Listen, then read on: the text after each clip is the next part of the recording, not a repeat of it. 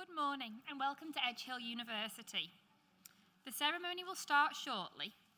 Before the ceremony begins, I would like to run through some general housekeeping and health and safety. Please can you ensure that your mobile phones are on silent mode so they do not disturb the ceremony. We ask that guests do not leave the theatres during the ceremony. However, please can you familiarise yourself with your nearest exit should you need to leave in the case of an emergency. One exception to this request is for the audience. If you are with a young child and you would feel more comfortable taking them outside, then of course you are able to do so. Ushers located at the rear of the theatre are available to guide you to the nearest exit. When the procession enters and leaves the venue, those in the audience who are able to will be required to stand. Ushers will indicate for you to do this. As the procession will enter the theatre via the central stairway, please can members of the audience ensure that you do not have any bags or other items blocking the stairwell. At the end of the ceremony, the academic procession will exit the theatre through the doors in the centre. Graduands, you will then be directed by the ushers to process out of the theatre. Guests, we ask that you wait until the graduates have processed out of the theatre before following them out into the foyer through the same doors. Guests who are able to negotiate steps could also exit through the emergency exit doors directly behind me. Following the ceremony, there will be complimentary refreshments in the hub for 1 hour. If you have any guests in the screening room in the Faculty of Education or the outdoor screening area who weren't allocated a ticket for the theatre, they are also very welcome to join you. And finally, although this is a large theatre, sound carries very easily. We ask that you bear this in mind during the ceremony so as not to disrupt the presentation of your fellow graduands. Thank you and enjoy your ceremony.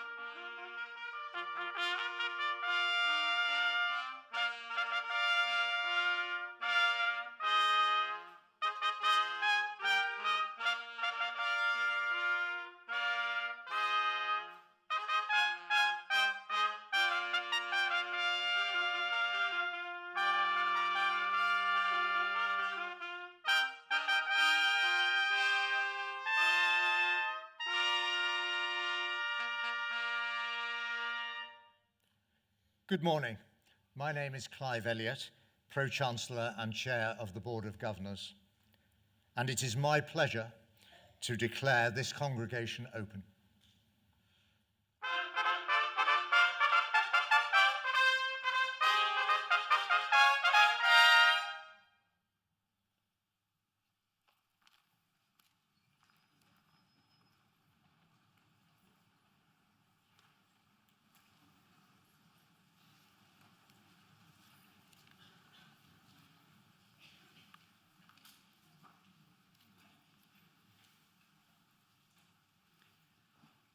Pro-Chancellor, Vice-Chancellor, Lord Lieutenant, Mayors and Mayoress, colleagues, families, friends, and of course, graduands. My name is Claire Austin, and I'm privileged to be Pro-Vice-Chancellor and Dean of the Faculty of Health, Social Care and Medicine here at Edge Hill University. I would like to welcome you all to this very special ceremony to celebrate the achievements of our graduands and the installation of our new Chancellor, Dawn Airey. At this morning's ceremony, awards will be presented to those who've studied programmes in nursing and midwifery. And may I offer my personal congratulations to you all. Graduation ceremonies are the highlight of the academic year. For you, our graduands, today's ceremony represents an important milestone in your life. The completion of a period of formal academic study with us and the beginning of a new chapter in your lives. It is a day, I'm sure, of mixed emotions, but a day where I hope you all feel very proud of your achievements. You should do. It's also a day, no doubt, of reflection on the journey you've taken so far. The awards presented to you today represent the culmination of many years of hard work and commitment. You will have been on a journey which will likely have encompassed many challenges and sacrifices. A journey which has included the challenges of a global pandemic, something none of us could have ever envisaged. A journey which has required you all to be adaptable and responsive to change, and to be resilient, and one which has necessitated hard work and determination. You have achieved because of this. I'm sure you will want to thank your family and friends who've supported you both emotionally and no doubt financially through the highs and lows of your journey. I'm glad so many of you could join us today. I would like to acknowledge my excellent colleagues, your tutors, many of whom are sitting behind me. You have learned from their expertise and professionalism, and they have worked hard to guide you, support you, and encourage you throughout your journey. Today, they are proud of you. Education changes lives and brings new opportunities. The qualifications presented at this ceremony allow you to enter or further careers in midwifery and nursing. You have chosen professions that require not only knowledge, but empathy, care, compassion, and a genuine desire to make a positive impact on the lives of others. Never have careers in these areas been more important or more highly valued, but perhaps never more challenging. Since the NHS was founded 75 years ago, it has delivered and supported huge advances in healthcare and treatment. Many of the things we take for granted today, widespread availability of medications, vaccination programs, surgical treatment options, for example, would not be possible without the NHS. But despite its many successes, the NHS is currently experiencing some of the most severe pressures in its history. The legacy of the COVID pandemic is long-lasting, and its impact on waiting lists for elective care significant. People are living longer. Since the NHS was founded, life expectancy has increased by 13 years, and by 2037, it is estimated that the number of people over 85 years of age will grow by 55%. Whilst a great success story, people are needing health and social care support for more years of their lives. The needs of individuals and communities are changing, with increasingly complex physical and mental health needs integrated with broader social care needs and support.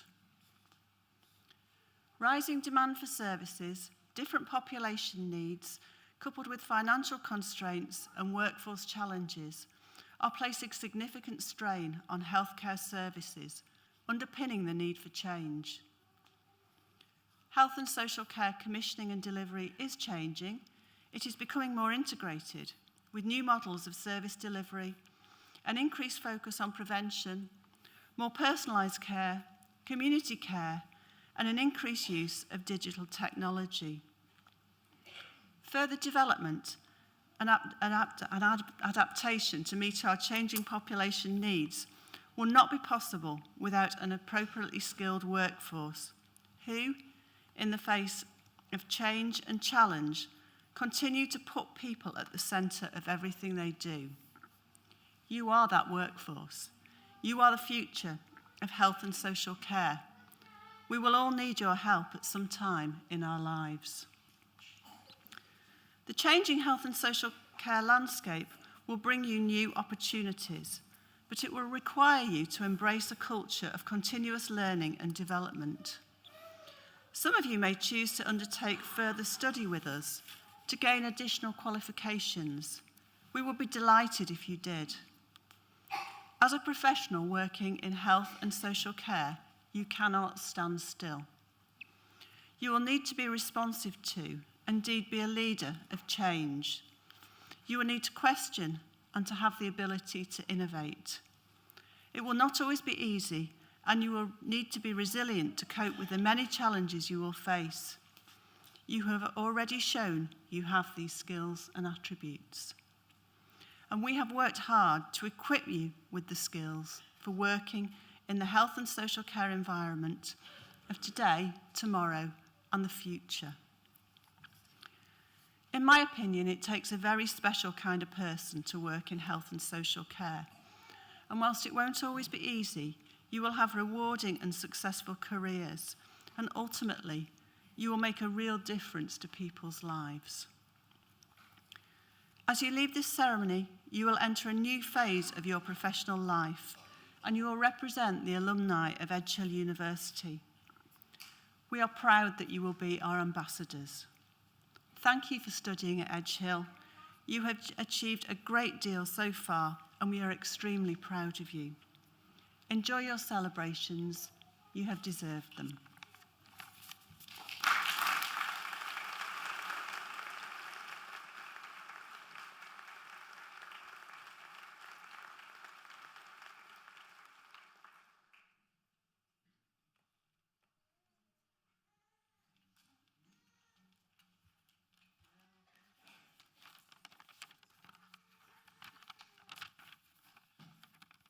Good morning.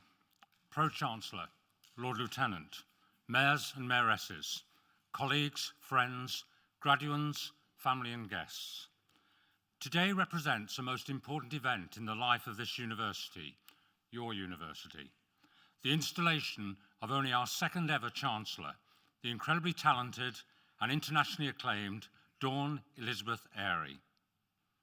But first, a little history.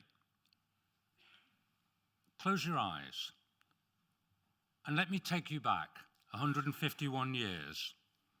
You're in Liverpool. It's a bitterly cold January morning.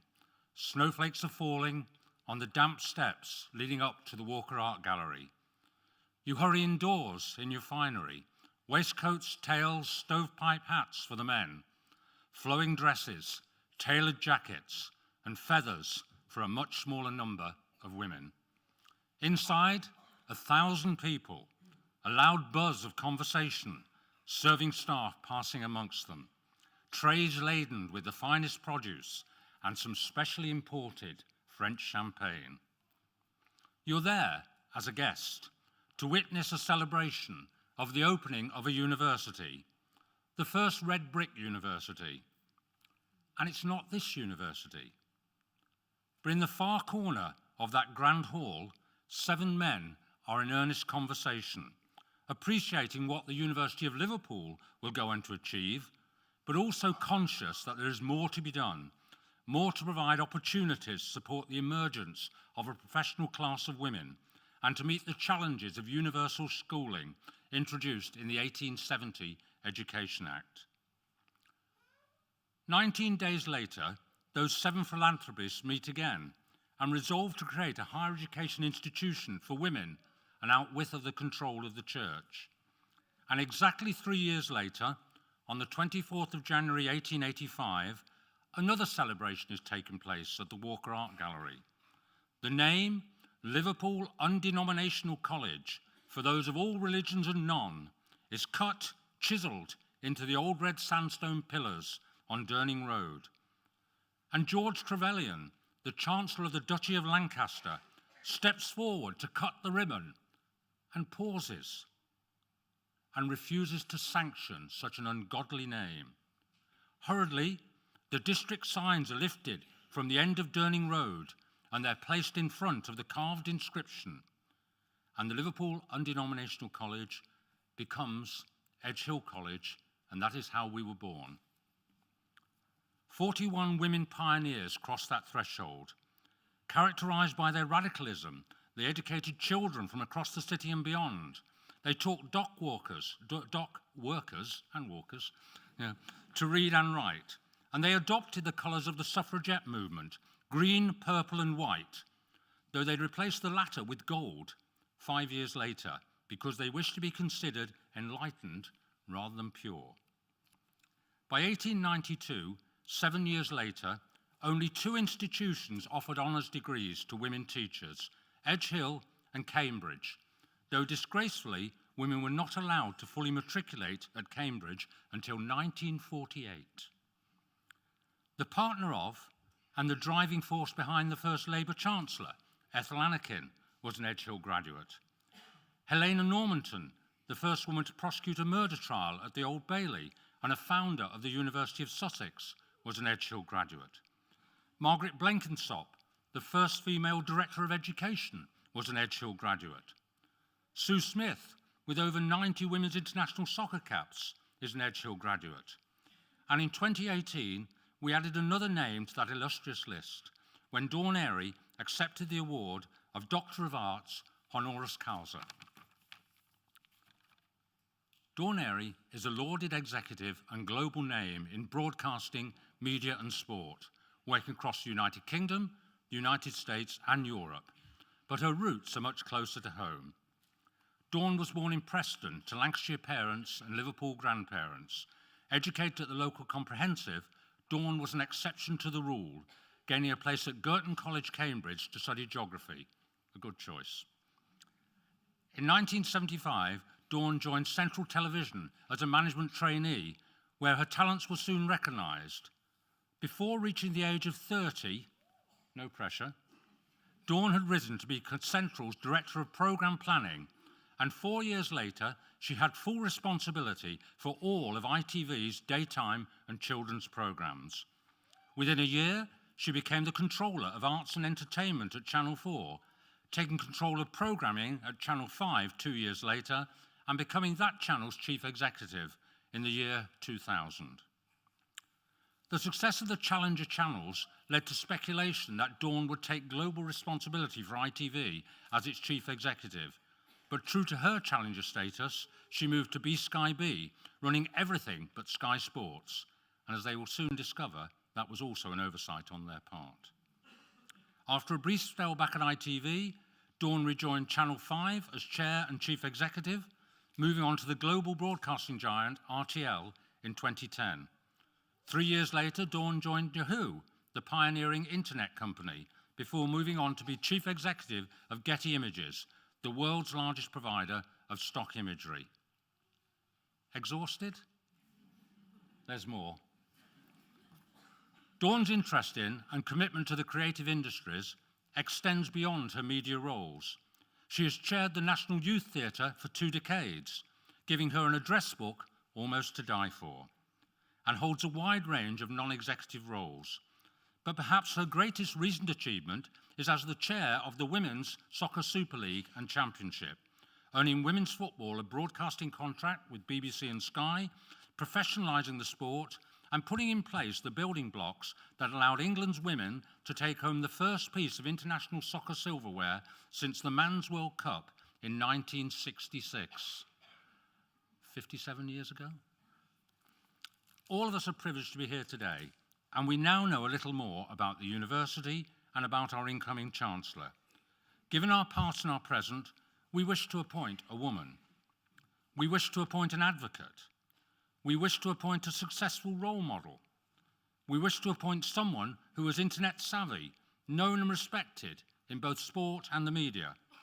We wish to appoint someone, most of all, with our values and the values of this outstanding university. Pro-Chancellor, we wish to appoint Dawn Airey.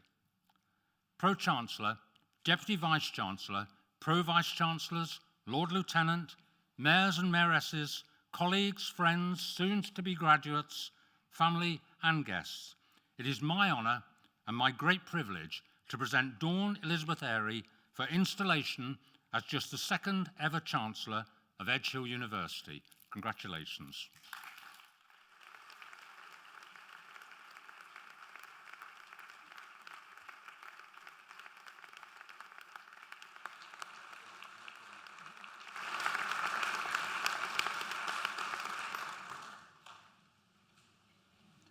Dawn, on behalf of Edge Hill University, I invite you to accept the appointment of Chancellor of this university and to give the undertaking. Thank you. It'd be unfortunate if I said no, wouldn't it? But I won't. Pro-Chancellor, I undertake to represent the good name of this university and to uphold its values during my term of office and indeed after this.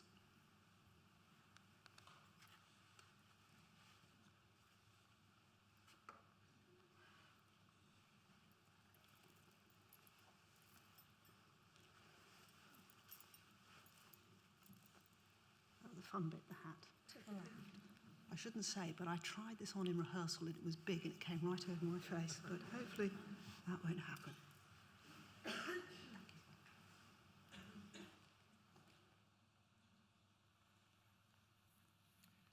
Dawn, by the authority vested in me as Pro-Chancellor of Edge Hill University, I hereby confer the Edge Hill University Awards for which you have been presented and congratulate you. Congratulations.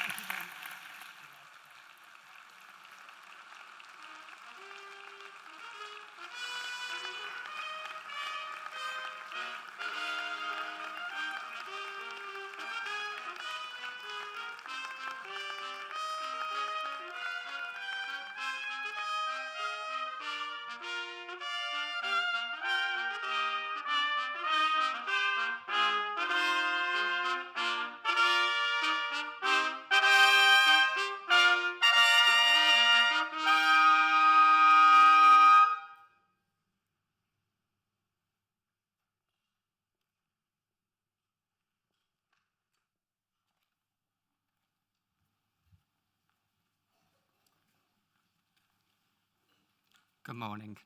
Incoming Chancellor, Vice-Chancellor, Deputy Chancellor, Pro-Vice-Chancellors, colleagues, graduands, guests, family and friends. On behalf of the students, I would like to welcome you here today to the university, and what a special day it is.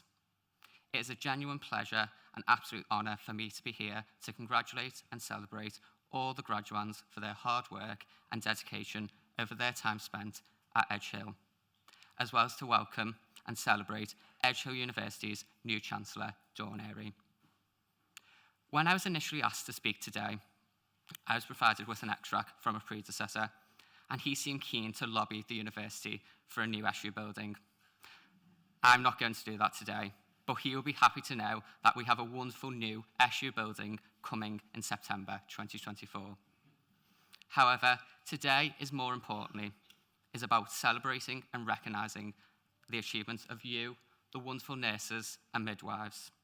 And I would firstly like to congratulate you all, and I wish you the very best of luck as you embark on your next steps in the journey of your careers. Each and every one of you are going to make such a significant difference to the lives of the individuals you will care for. From you, the midwives, who bring new life into the world through the delivery of babies, to you, the nurses, who are there for every point of life in between. We are also here today celebrating the welcoming and investiture of Dawn Airy. As the Vice-Chancellor has mentioned, Dawn is highly regarded not only nationally but internationally for her valuable work, and I feel we are incredibly fortunate as students to have her as our new Chancellor. When I first met Dawn earlier this year, it was clear to see her motivations for taking up the role, with her commitment to the university, but most importantly, how she wishes to get involved with supporting and engaging with the students.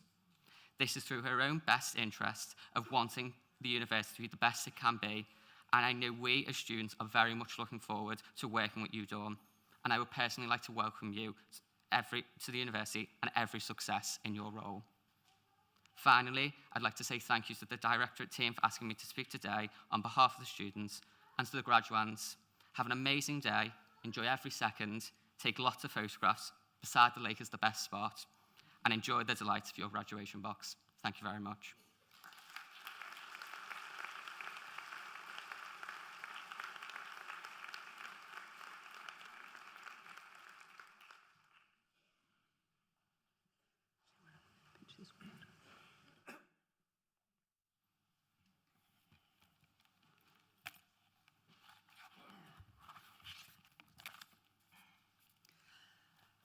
Hello.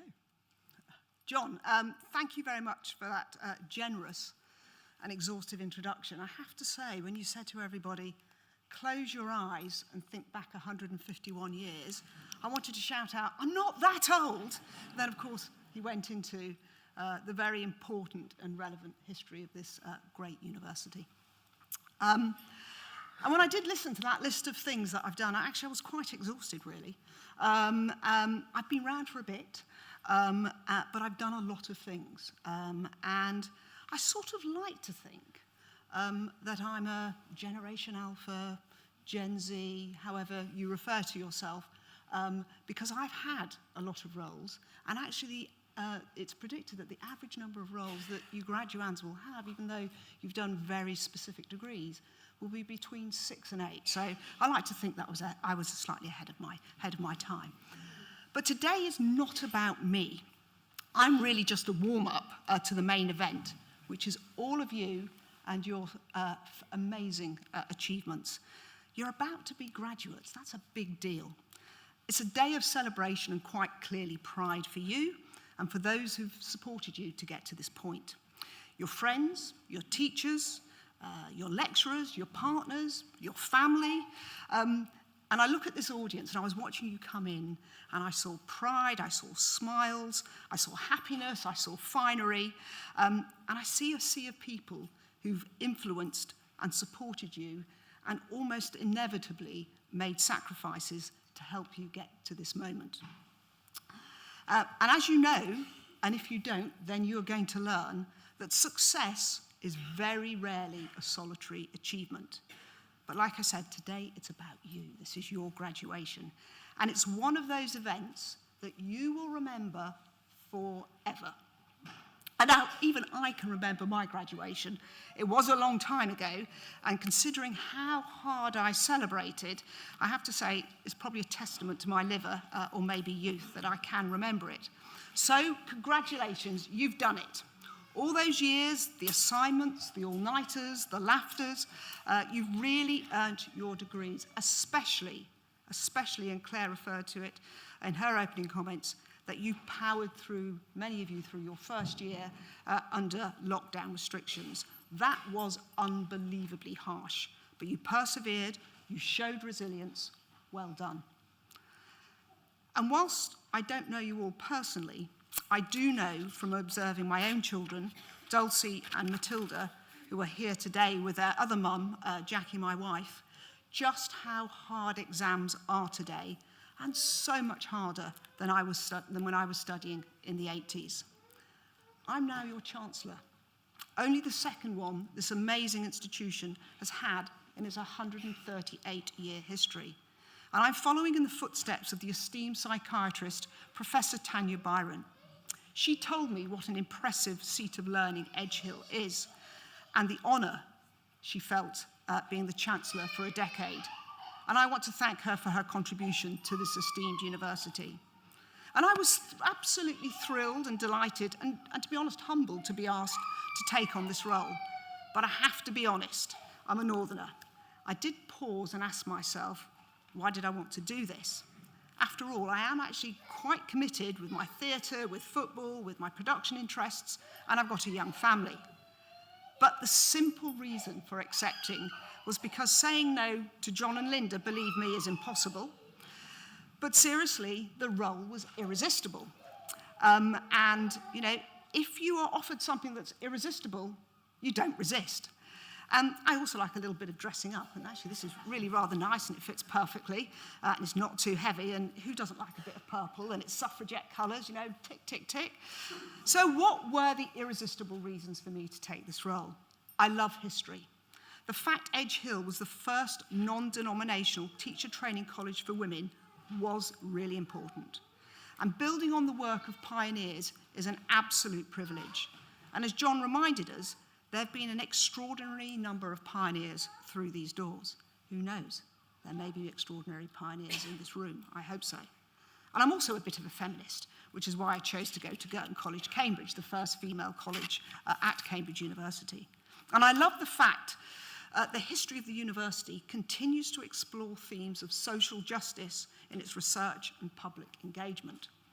I love the fact that Edge Hill has a higher percentage of first family members coming to the university than the average. That's really important. And I love the fact that we're in West Lancashire. I'm a proud Prestonian. My parents are Lancastrians, as John told you. My grandparents were born in West Derby. This is where I come from, and where you come from matters. Wherever in the world, wherever in the country you might reside. I've lived and worked all over the world, but there's nothing quite like the feeling of coming back home up north. And I have also loved all the people I've met on my Edge Hill journey. And forgive me, I'm going to call out some names. I won't ask them to stand up because that might be slightly embarrassing. From my initial introduction to the university by Roger Shannon, who is the recently retired Professor of Media Studies, who I first met in Birmingham in the 80s. He's sitting at the front row. I'm not going to ask you to stand up, Roger. To Matthew Pateman, the Head of Creative Arts in the English Department. To Ben Broadhurst, and thank you very much for that wonderful introduction. And Jack Richardson, the Student Union Presidents. To Charlie Norton, who runs Secretariat Support. To Nikki Roach, the Head of PR. To Linda Brady and Mark Allenson, the Pro Vice Chancellors. And George Talbot, Jane Moore, Claire Austin, the Faculty Deans. Steve Igo, the Deputy VC. To John, the magnificent John Cater, the Vice Chancellor of this extraordinary university for the last 30 years. To Clive, the Chair of the Board of Governors. And actually I mean, everybody I've interacted with, even, I mean, look at, when you came in today, weren't the gardens beautiful? I even met some of the gardeners. They're just great people who have such pride in working and being associated with this great university. And all of these people have got integrity, they've got passion, and they've got purpose. And those are the qualities that best human beings have. And finally, and this is really important to me, I've only ever been interested in companies and institutions that have a higher purpose. At Channel 4, that was to give the voices to the unheard and to be a challenger brand. At ITV, to provide entertainment for all. At Sky, in believing in better. At Getty Images, moving the world with images. To football, leveraging the power of women's football to inspire a more equitable society. So that's how I ended up here. John, you said in your opening remarks, you wished to appoint me. I'm really thrilled you did. Thank you. But what is the role of the Chancellor? Now, Google tells me it's the honorary head of the university, and you represent the university from time to time in a ceremonial and ambassadorial capacity, a bit like I'm doing now. But we all know that Google is a bit passé. So I asked OpenAI, that's my preferred GPT app, the same question. And I was told that yes, this is a ceremonial role, but also holds a position of leadership and authority. I thought, well, I like the sound of that.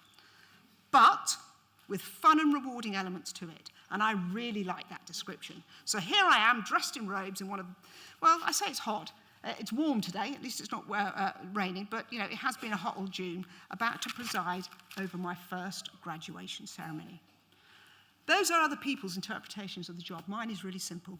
It's to help the university and in turn you. And that is what I commit to do. Now, I'm often asked, what was the secret to your successful career? Well, I rather hate that tense, what was, but there we are. I never went and sought success per se. That was not a motivator. I simply wanted to do everything to the best of my ability. I worked exceptionally hard. I wasn't a natural A student, but I put in the hours, and do that, put in the hours, and you will be successful. And I try to make myself indispensable. I try to say yes so much more often than I say no, and I try and use my attributes of 2 eyes, 2 ears, and 1 mouth in equal proportion. I listen intently, I observe minutiae, and then I try and opine thoughtfully. But let's be clear, I'm a lot of fun too. And you don't get called Scary Airy or Zulu Dawn. If you Google me or put it into any of the chat bots, that's what will come up, unless you've got character. And character is important. And when I look at all of you, I see character and I see boundless potential. You truly can do anything. And even though many of you have taken vocational degrees, I can guarantee what you do and how you do it, even if it's a chosen profession you stick with for your life, is going to profoundly change. 40% of the jobs today didn't exist when I graduated. 40%. And I bet that figure will be even higher when you look back on changes in your lifetime. Now you're going to have to deal and wrestle with the impact of AI and the Internet of Things, both of which are being enormously disruptive already. And I'm just going to choose one industry that's particularly close to my heart, and that's the creative industries. Now, you might have noticed, because it's even made the national news, that there are writer strikes. And that is not surprising, because if you're a creative and you're a writer, and say you write a soap or a procedural drama, you can describe the characters now and the plot lines and ask for a script to be produced, and chatbots will do so. Now, of course, it's not the finished product, but it speeds up the scripting process, meaning less writers. Or does it mean less writers? Maybe it actually provides more time for the existing writers to apply the human imagination to provide something even better. But be under no illusion. Everything we do will be impacted by this technology. Everything. Absolutely everything. Now, I believe AI is a force for good, so long as its most negative effects are managed. I want to shine the light on where you must understand the power of AI in relation to one thing: journalism. You'll need to understand the source of the information you consume and decide if that is a source you are happy with. When I ran Getty Images, which was the world's leading photographic agency, I led one of the fastest growing sectors, not just in business, but in communication, the image. Now, if I asked all of you what you're going to do today, I can guarantee there's absolutely one thing every single one of you are going to do. What are you going to do? What do you think you're going to do? Quiet? You're going to take a picture. You absolutely are, because you are prolific. We're all prolific photographers. Every moment of today will be filmed, it'll be uploaded, it'll be shared. And you'll look back on those photos and you will remember at least 65% of the context of that image. Where you were sitting, Chancellor going on, looking at your parents, remembering what you were wearing, maybe wishing you'd worn trainers, not those high heel, whatever. But you will remember elements when you look back on those photographs. And interestingly, anyone would like to guess how many photographs are uploaded to the internet daily? Question for the graduates? Any idea? No? A couple of billion. 2 billion. 2 billion. That's a lot. And 1.5 trillion photographs are taken a day. 1.5 trillion photographs are taken a day. And I reckon a good chunk of those are going to be taken in Ormskirk quite soon. The world is hyper-connected, and billions of us are taking and sharing imagery. But how do you know what's true, what's false, what's public, what's private? These questions matter, and even more so as deep neural networks create images that look like photographs, but they're not taken with a lens. And the sophistication of these deep neural networks is staggering. Take this development a small step forward, and you can be watching and sharing news that is fabricated. It could be for mischief. It could be for political gain. It could be for sinister ends. You have to understand the provenance of everything to understand its intent.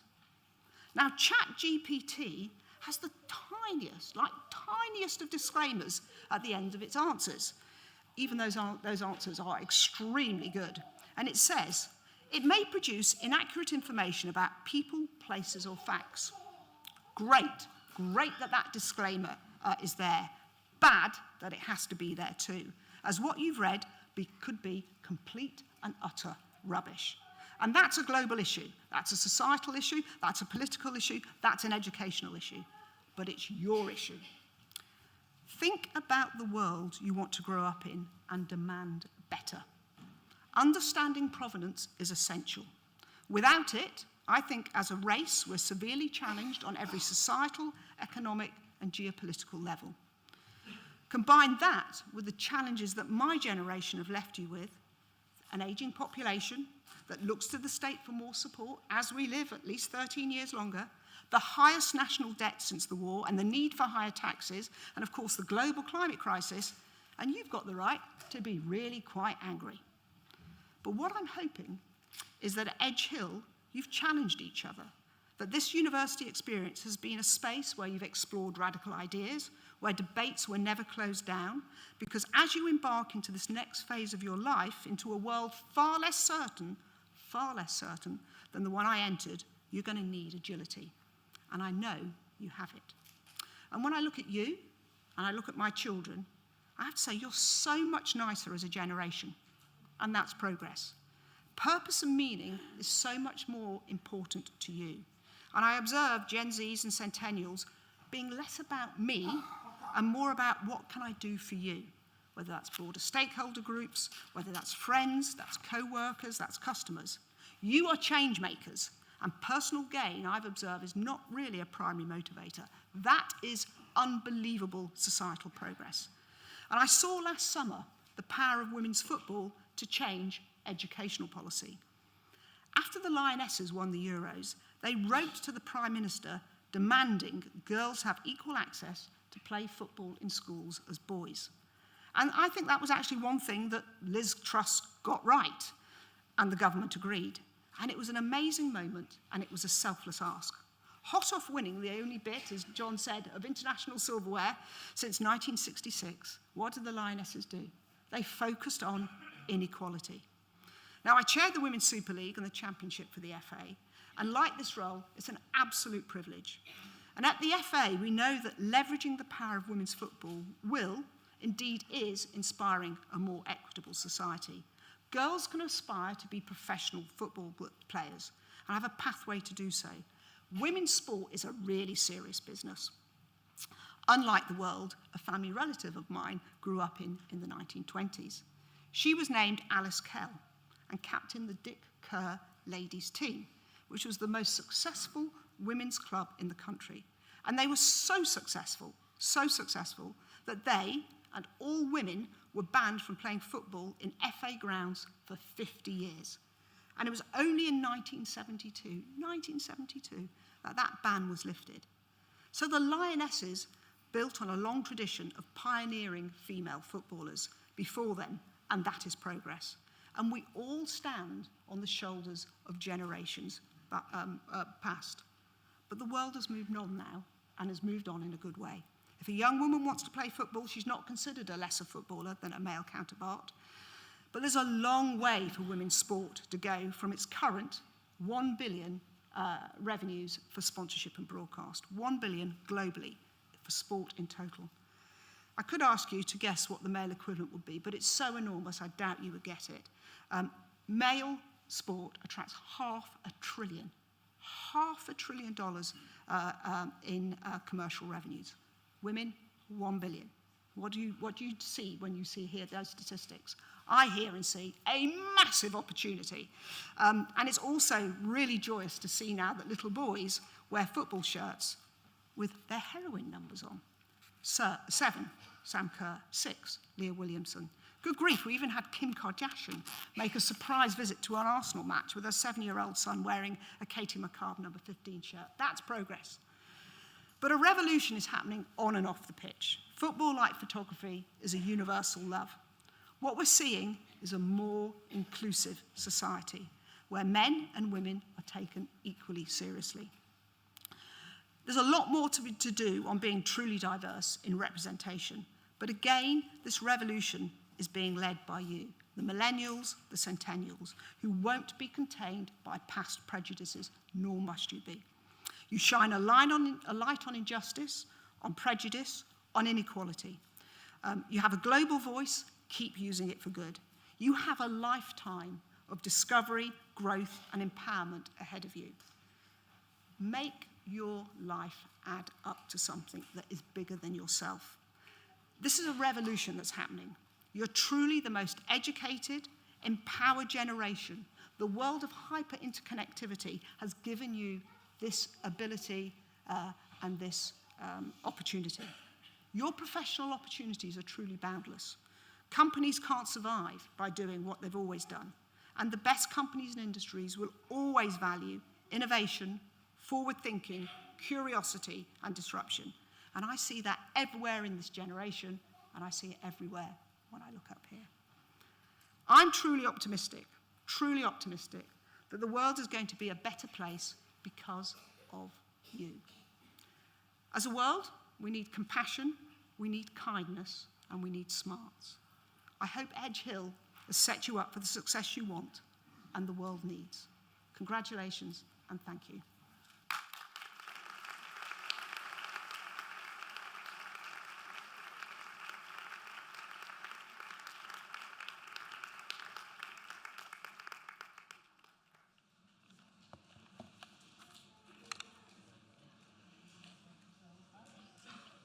Thank you, Chancellor, and congratulations.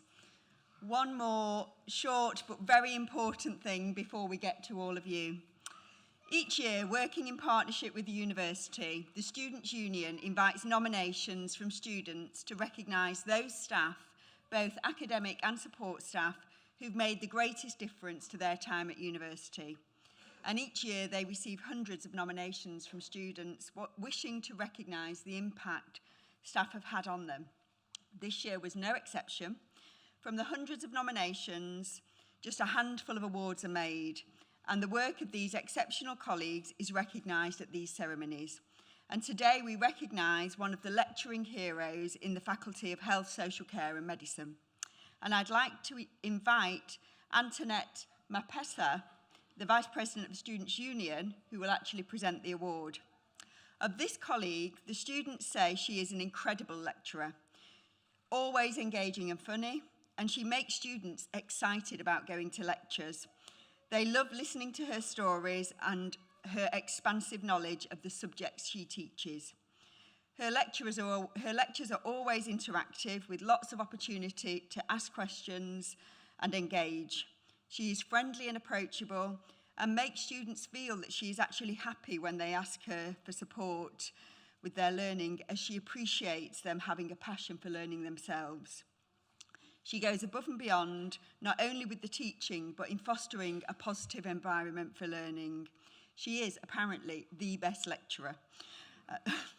And it really does, reading the nominations, really make you want to get into her classroom and see how she teaches, actually. So the award for Teaching Hero goes to Nora Malone, lecturer in midwifery education.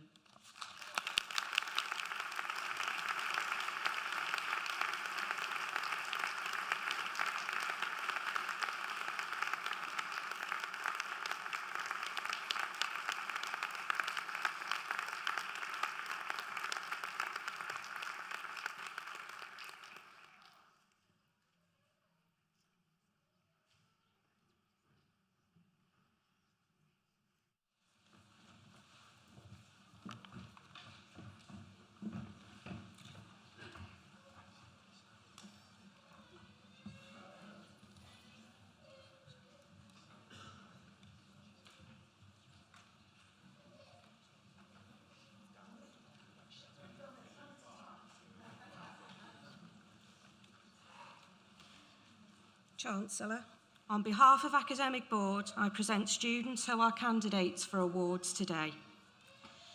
Master of Science in Nursing, Pre-Registration Child, Emma Charlotte Kerr.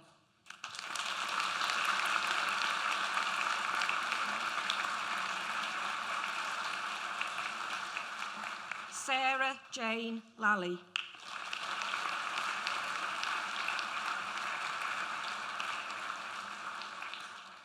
Philip James Lynch.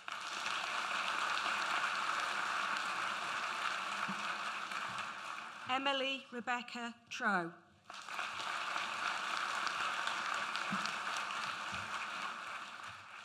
Postgraduate Diploma in Nursing Child, Rory Elliott Hinchy.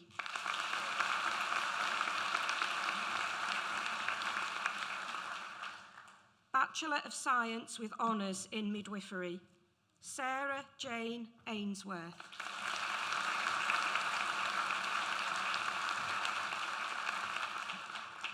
Emma Bell.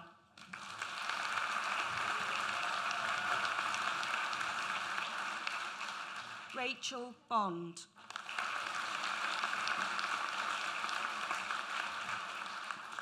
Norma Jean Burns.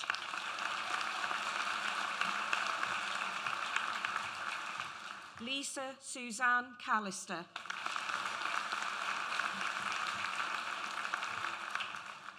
Lauren Mary Carlton.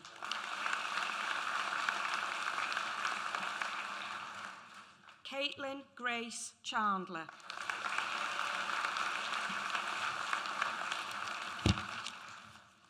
Jessica Marianne Clark.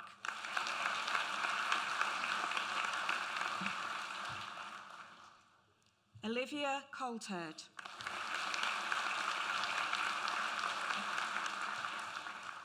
Aisha Beverly Corrie.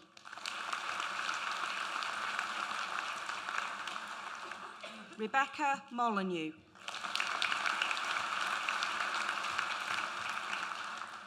Lauren Amanda Davenport.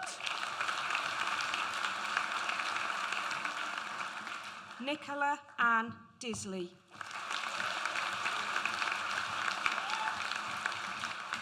Anna Elizabeth Ditchfield. Samantha Josephine Dooley. Hannah Christine Dow.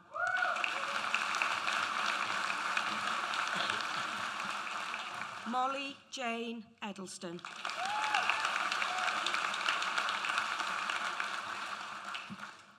Kerry's Lindsay Ellison.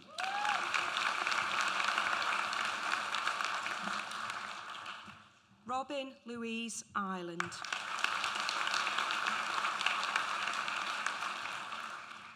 Lauren Louise Jackson.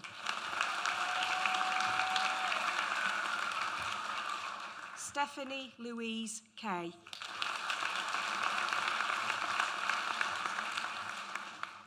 Robin Jessica Kimber.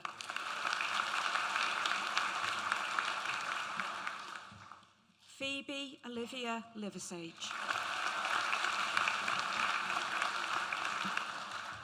Elisa Lloyd.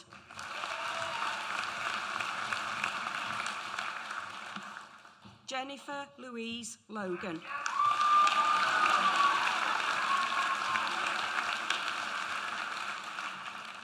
Faye Elizabeth Morn.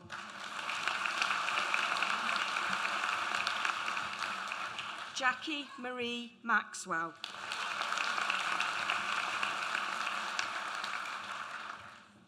Emily Helen McIntyre. Amy Melissa Molland.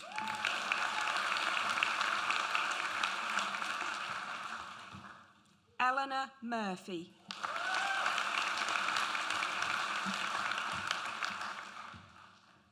Hayley Marie Ormisher.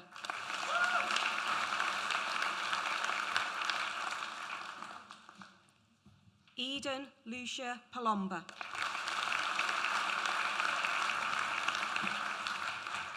Olivia Pauls.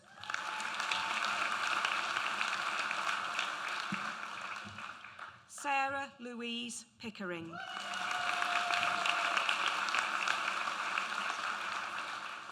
Rachel Margaret Provost.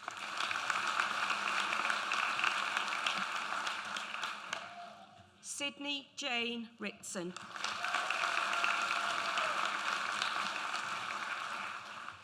Courtney Lee Robertson.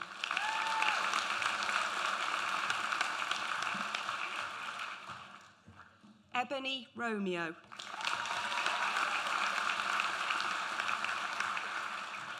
Emma Louise Root. Gabrielle Chloe Seymour.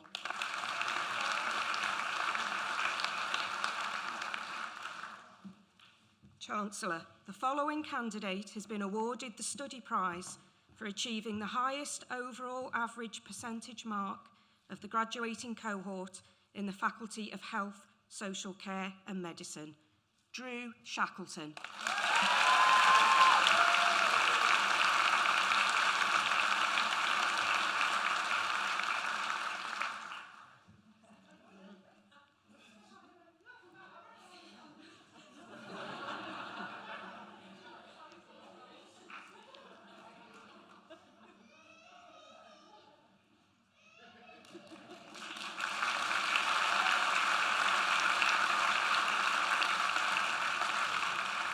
Jessica Louise Maria Shrimpton. Nicole Simmons.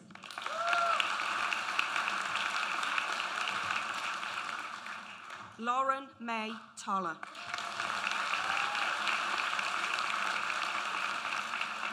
Leanne Sarah Tran.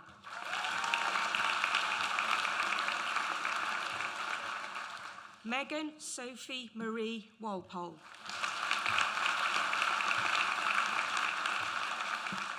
Samantha Woods.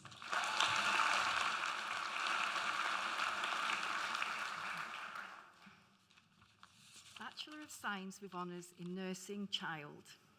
Abby Ainsworth.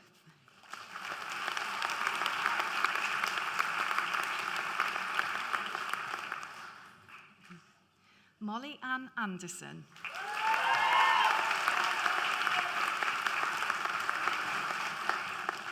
Jessica Megan Baisley.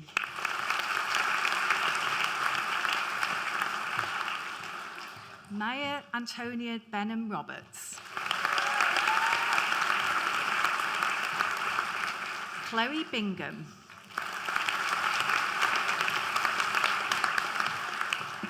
Jane Elizabeth Briscoe.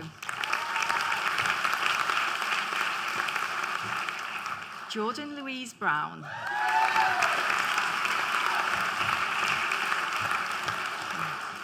Storm Burgess.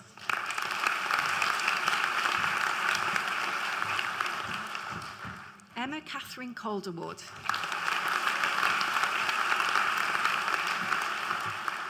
Lauren Eve Carras.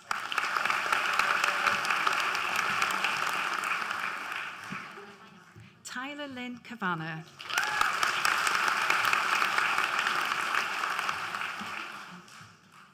Megan Clare.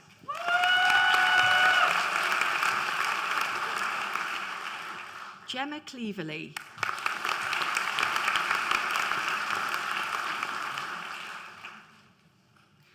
Holly Mae Coleman.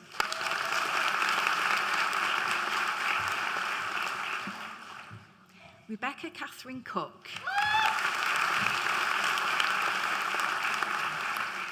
Sarah Elizabeth Cooper.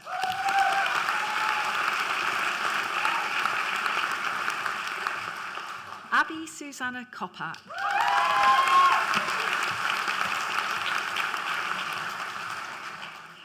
Rebecca Louise Cox.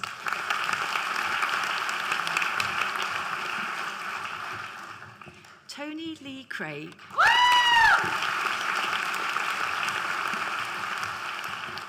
Emmanuel Bonsu Dankwer.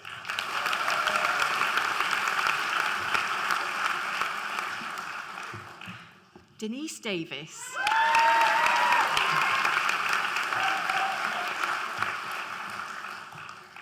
Katie Jane Davis.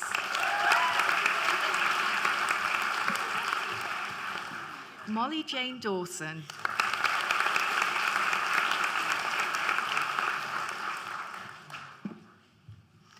Imana Alessandra Rosen de Ver.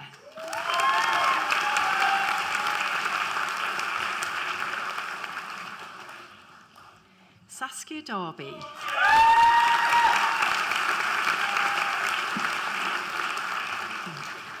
Sarah Rose Earl.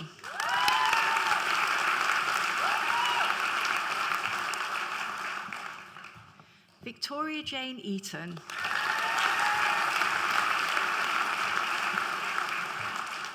Nicola Elliott.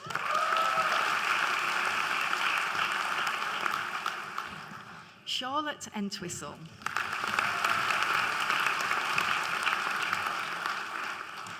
Amy Louise Fairhurst. Amy Jean Fawcett.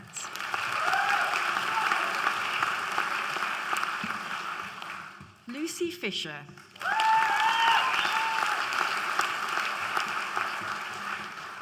Hannah Jade Francesca Fletcher.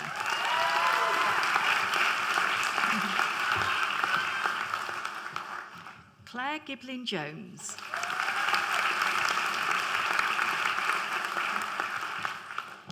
Chancellor, the following candidate has been awarded the Joanne Ledbetter Prize in acknowledgement of being the most caring, empathetic and sympathetic children's nurse of the graduating cohort. Helena Rose Gordon.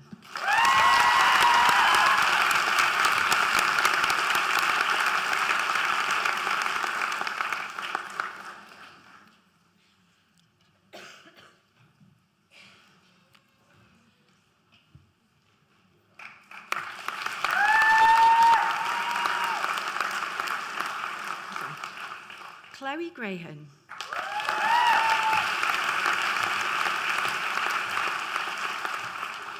Sophia Griffiths.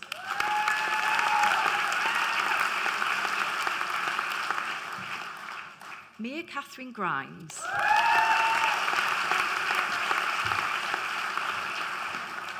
Lucy Kate Grogan.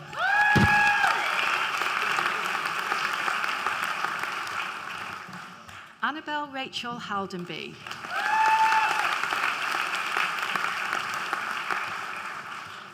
Ellie Rose Harris.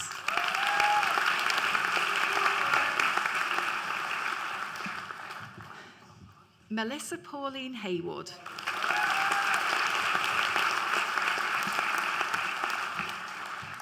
Kelly Ann Herbert.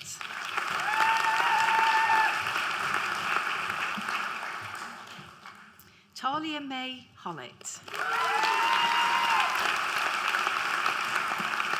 Gabriel Hopley.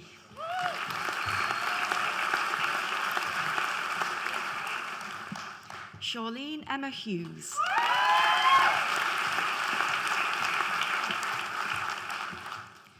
Maria Hussein.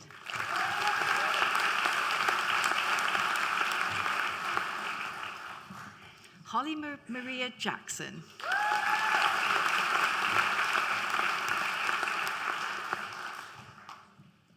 Abby Lee Johnson.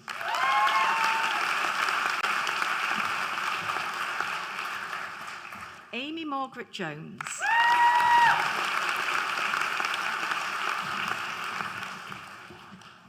Eleanor Joan Kenny.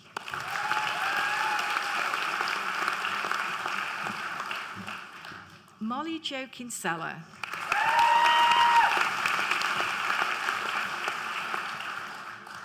Hannah Lucy Kipax.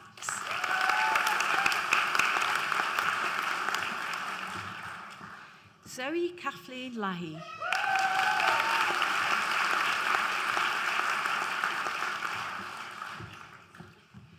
Jenna Linda Lloyd Hughes.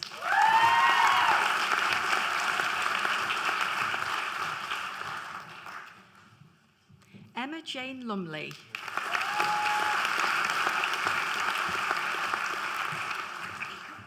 Avi Serena Chloe Makin.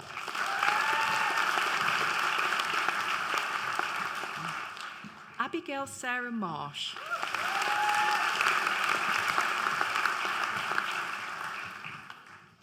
Jessica Massey.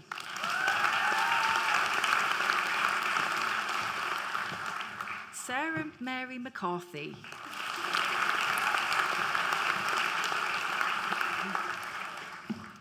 Bethany McFarlane.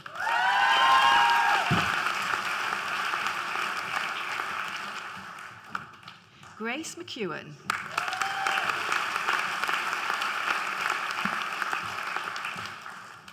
Hayley Jane Milley.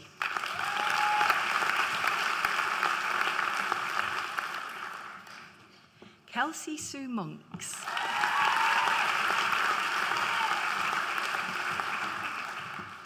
Joanne Marie Morris.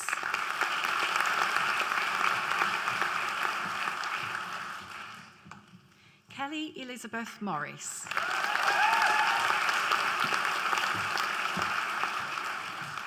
Kerry Louise Naylor.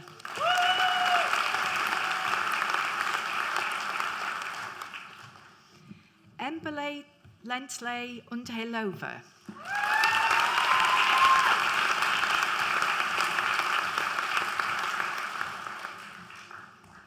Hannah Louise Newton.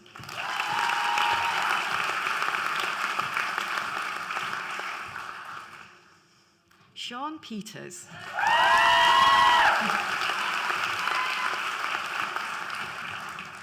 Megan Leanne Poole.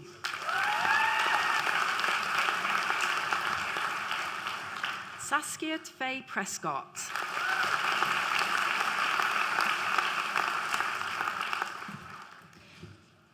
Shajida Begum Rahman.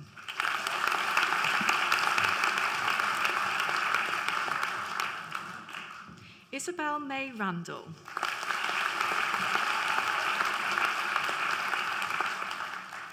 Georgia Jeanette Ray.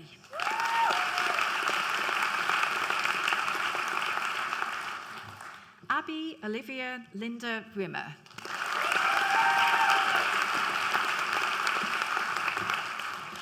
Sinead Mary Rogerson.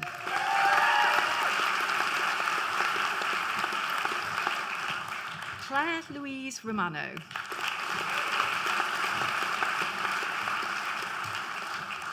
Francesca Annette Maria Sharples.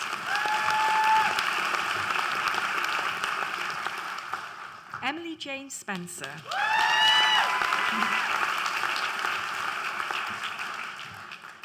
Emma Justine Sutton.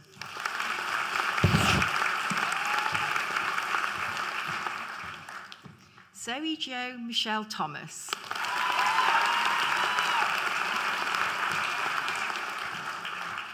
Zoe Thorbinson.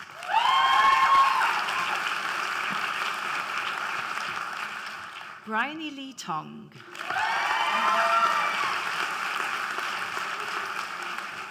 Emma Louise Topping.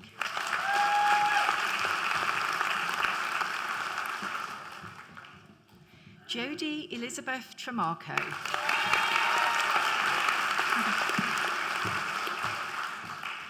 Amanda Jane Trickett.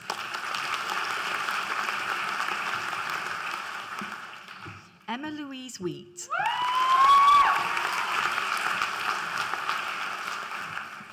Lucy Faye Wilson.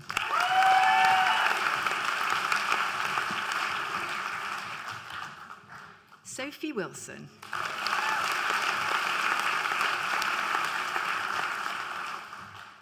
Rubina Yusuf Patel.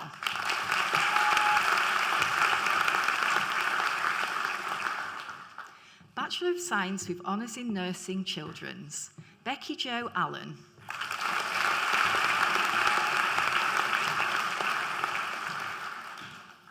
Donna Ann Hughes.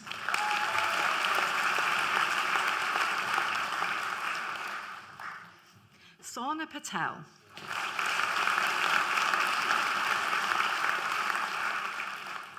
Elizabeth Marie Susanna Richardson.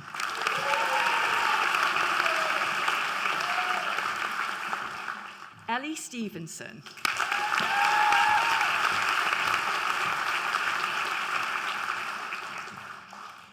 Chancellor, that concludes the presentation of students.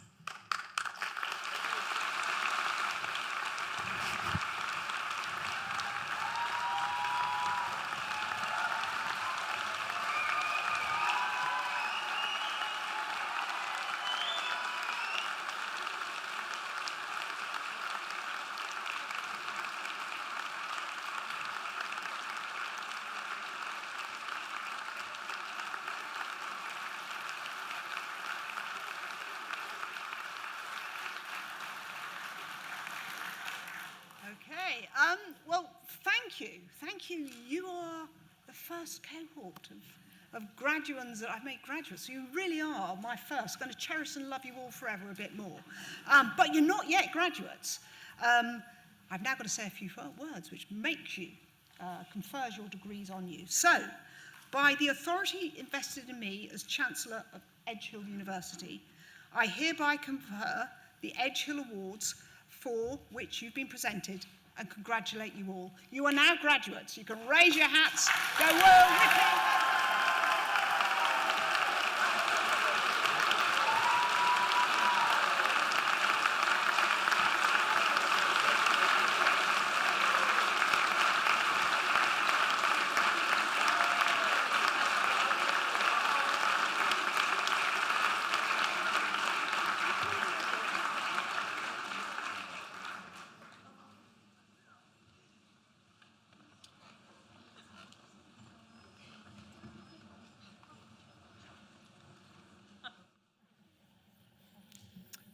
I hope you have enjoyed the ceremony. Can I direct you to the hub to collect your complimentary picnic hampers, which you are welcome to enjoy on campus. I wish you a safe journey home. I now declare this congregation closed.